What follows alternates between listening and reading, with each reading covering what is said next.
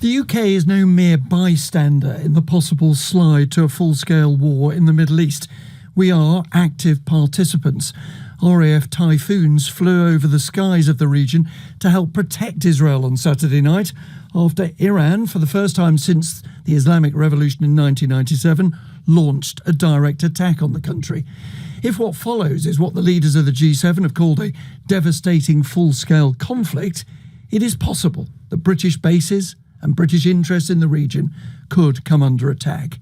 We're also not mere onlookers in Israel's continuing and devastating war in Gaza, which has killed tens of thousands of Palestinians, and, as we heard in the last hour of the programme, may soon see the largest famine on the planet. Until recently, the UK government has helped block UN votes supporting a ceasefire in Gaza. Continues to say that Israel's actions are not in breach of international law. It continues to supply arms to Israel and boycotts the UN aid agency, UNRWA, as well. The question underlying all of these is why. The Prime Minister will make a statement in the Commons later today. We can talk now to the former Prime Minister, the current Foreign Secretary, David Lord Cameron. Good morning to you and welcome back onto the Today programme. Good morning. Great to be with you, Nick. Why is the question I'm asking today. Why risk British lives and spend British taxpayers' money in defence of Israel? Well, I think the first reason is because we want to avoid an escalation of this conflict for obvious reasons for our own national interests. So when the Americans asked us to backfill for them in what's called Operation Shader, which is a long-running operation to suppress ISIL in Iraq and Syria, we agreed to send our planes to do that. And we obviously said to our pilots, if there's an opportunity to shoot down incoming missiles or drones coming towards Israel from Iran or her proxies, then you should do that as well. And that's what we did. So we shouldn't overstate our role, but we played an important part. And I think it's right that this happened. And if you think about it more broadly, I mean, fundamentally, Iran attempted a pretty massive attack on Israel, 110 ballistic missiles, 36 cruise missiles, 185 drones. If they hadn't been shot down successfully, there could have been thousands of casualties and really great pressure for an escalation of this conflict. So I think we acted entirely in our national interest, and we should praise those pilots for their skill and bravery. In which case, why not agree with President Herzog of Israel, who says it's about time that the world faces the empire of evil in Tehran? You, as Prime Minister, launched military attacks on Syria and on Libya. You supported those attacks in Iraq. Why are you now calling for restraint when Israel thinks of doing the same? I spoke with President Herzog last night, and we discussed this and other issues. I think the most important point to recognise is this has in many ways been a double defeat for Iran. Not only was their operation almost wholly unsuccessful and almost all the weapons were shot down, but also in a sort of second defeat, the whole world can see what we've been saying for some time, which is they are the malign influence in the region. And so what we're saying to our friends in Israel is that now is a time to be smart as well as tough, a time to think with head as well as heart. And of course, I can understand how every Israeli this morning would think, we must respond, we have a right to respond, and they do have a right to respond.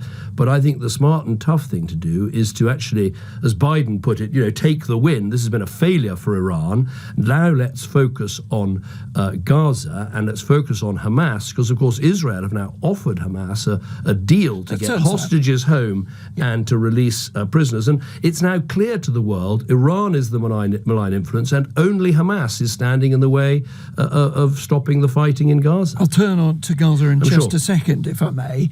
You say Israel has the right to defend itself against Iran. You say that you understand why lots of people want to do it. But are you saying, is the British government saying to Israel, thus far and no further, British forces, the RAF, will not be involved from now on if you launch a retaliatory strike against Iran? We're saying very clearly we don't support a retaliatory strike. We don't think they should make one. I'm just making the But if they do and they come under attack again, would the RAF be involved? If they come under attack, that's a different issue. But what we're saying very clearly to the Israelis is that we respect your right to take action. You're an independent sovereign country. You've suffered what could have been a calamitous attack. You've bravely fought it off. You've had a success. Iran's had a failure. The right thing to do, the tough thing to do now, is not to escalate further, but to switch the focus back onto getting the hostages home and to... Is the right thing to do to give Parliament a vote on this? You've gave Parliament a vote. You've got good reasons to regret it, I suspect, over the attacks on Syria in 2013. Is it now right that Parliament has a vote on the deployment of British forces in future in the Middle East? Well, the Prime Minister will be making a statement to Parliament this afternoon, and I don't want to preempt him, but I would point to the fact that actually there's been quite good cross-party support so far for all of the action that we've taken, whether it's the pressure we put on Israel for more aid to get into Gaza, whether it's the support we've given to Israel for their response to the horrendous attacks they suffered on October the 7th. No risk in having a vote then? No risk in having a parliamentary vote? Why not do it? Well, Parliament can always find a way of having a vote if it wants one. That hasn't really arisen to date because there's been cross-party support, but I leave that for the Prime Minister to decide. Now, the former ambassador to Iran, our former ambassador, said this is not our quarrel and pointed out, as almost everybody did, that Israel attacked sovereign Iranian territory, albeit a diplomatic mission in another country, in Syria.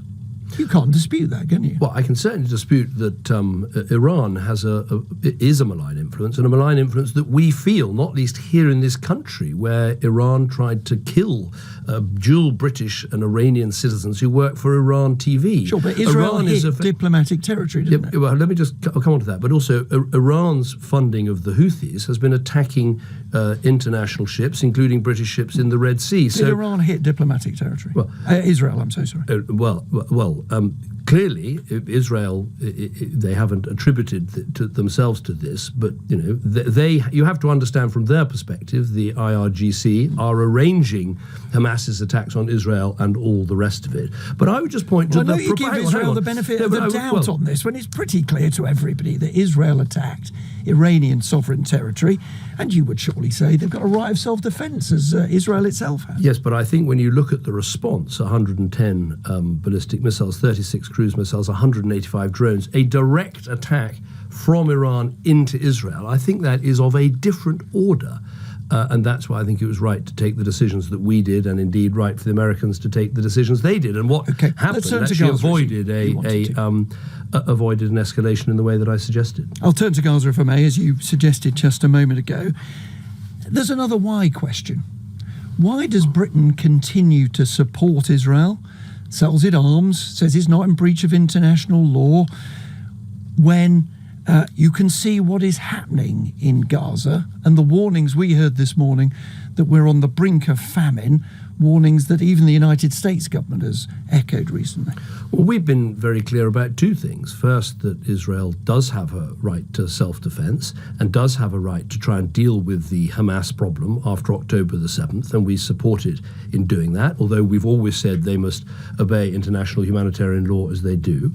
But secondly, we've been very clear right from the start about the importance of getting aid into Gaza, and it's been incredibly frustrating about the fact not enough has got in, but we have had the statement last week they're going to allow in 500 trucks a day. They're going to open Ashdod port. They're going to have longer opening times at all the crossings and a new crossing near Eretz in the north of Gaza. These are all things we've been asking for. They're all things they say they'll do, but they haven't actually do. And I just put to you, if I may, that the word frustrating isn't quite up to the scale of a famine which might be the largest on the planet.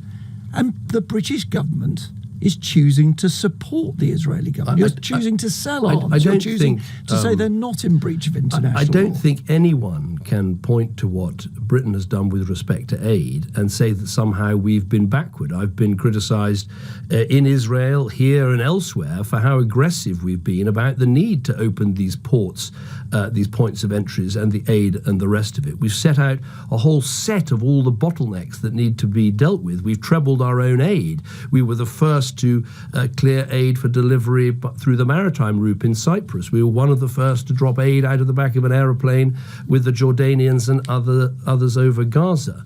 So I think we've been absolutely clear about this and very forceful about this. It has been immensely frustrating, but we are now making progress, and I'm checking daily whether the things Israel has said they're going to do, they will actually do. And I think that's right. If you've been clear and forceful, isn't the possibility that they're simply not listening, that they regard the fact that the British government continues to sell them arms, does not declare them in breach of international law, which you hinted only a month ago that you might well do, by the way, and think the British government, forget what they say, they're effectively giving us a green light to continue as we have been in Gaza. I don't accept that for a moment. If that was the case, why are they now saying they're going to open the Ashdod port? Why are they opening new crossings? Why are they saying they're going to switch the water pipes back on into Gaza? Why are they doing all of the things that we and others have been asking for? So I think we have been forceful, but on the broader question, we have a very strict set of guidelines for dealing with arms exports. But I think, what Saturday night in many ways proved is that Israel does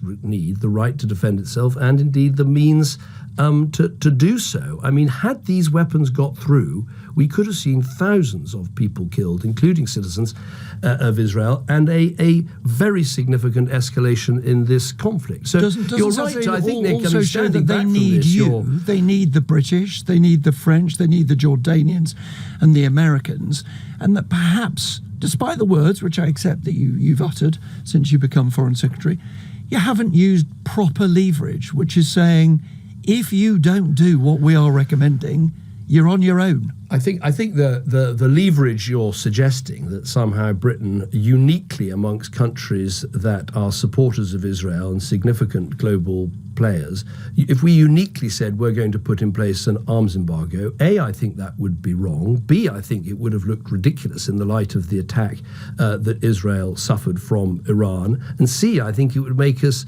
give us less leverage rather than more. Also, I would point to the fact, as your programme often does, that I think we're responsible for 0.2% of Israel's arms exports. But I'm not really interested in symbols. Okay. What I'm interested in is trying to maximise British influence for good in the region. That's why we're focused on how do we try and get a pause in the fighting followed by a sustainable ceasefire. Well, how do we get aid into Gaza? How do we make sure this doesn't escalate? And I think that's very important. Can I get you to spell out, therefore, given that, on the two big questions, first of all, the possibility of a major retaliation, which is being urged on Prime Minister Netanyahu by many of his political allies. What might be the consequences? What do you fear would be the consequences? Well, what I fear is escalation, because there's always a danger of miscalculation. I would argue that the Iranians badly miscalculated by making such a significant attack on Israel. They claimed it was the minimum. I mean, I spoke to the Iranian foreign minister myself. They claimed it was the minimum they could possibly do. I think when you consider 110 ballistic missiles and 36 cruise missiles, that is not the minimum of anything. They clearly hoped more of their weapons would get through. And this just demonstrates the danger of miscalculation. Fortunately, it was an almost total failure. And so the worry is now on the other side. Of course, Israel has a right to respond, and it will be under pressure, not least from its own public, to respond. But our argument is the smart as well as tough thing, the head as well as heart thing to do, is not to respond, because, of course, the danger of a response is it triggers a further response, and so we go on. And finally, what's the consequence of them ignoring you on Gaza? If they ignore you on Gaza, they utter the words, they promise to do this and that, and those on the ground say, well, we're still not seeing it, the aid's still not going through, the famine is still getting ever more likely. I'm more optimistic. They have said, Israel has said a series of promises about Ashdod port, about number of trucks, about deconfliction, about the aid that's going to get through, and I'm confident that may require some more pushing, and I'll be doing that later this week continually, but I think we are going to see a step change in aid. We've already seen, actually, in the last few days, to be fair to the Israelis, something more like 400 trucks a day. So whereas the situation in February was worse than January, we're now seeing a proper improvement, and it needs to happen fast, as you say, to avoid that dreadful famine taking place. I want to end, if I could, with a question of morality. You will know, I think you've talked about the fact that the West has been perceived to lose the argument with even many of its own people ever since the war on terror began. Isn't the real risk of where we are now that Western governments appear to back Israel the moment that Israel is under attack, but when Israel attacks and murders tens of thousands of innocent Palestinians, we say the words, but we do almost nothing? I don't think that's right at all. In fact, I think actually over this weekend and into this week, people can see that the truly malign actor in the region is Iran, a country that's launched a state-on-state attack, as you put it in your introduction, for the first time since the Islamic Revolution in 1979. And it's this country, Iran, that is backing Hamas in Palestine, that's backing Hezbollah in Lebanon, that's backing the Houthis in the Red Sea. And what we have to do with allies is, yes, win the argument in the broader global environment about who is really the aggressor here, but also make sure we try and de-escalate the situation so there isn't further loss of life and suffering. David Cameron, Lord Cameron, Foreign Secretary, thanks for joining us on the Today programme. Thank you.